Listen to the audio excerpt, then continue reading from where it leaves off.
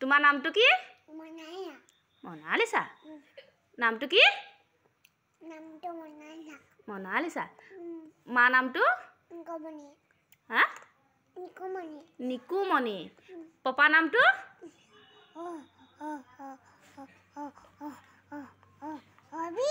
অভিজিত বা নামটো বৰখা তুমি স্কুল গৈছানে গৈছিলা কোন স্কুলত স্কুল কি আছিলে এখন কি অংগনবাদী নেকি অংগনবাদী তাত ভাত খুৱাই নে ভাত খুৱাই নাই খুৱাই তোমাক দিয়ে নাই কিহে দিয়ে ভাতৰ লগত কি দিয়ে বাৰু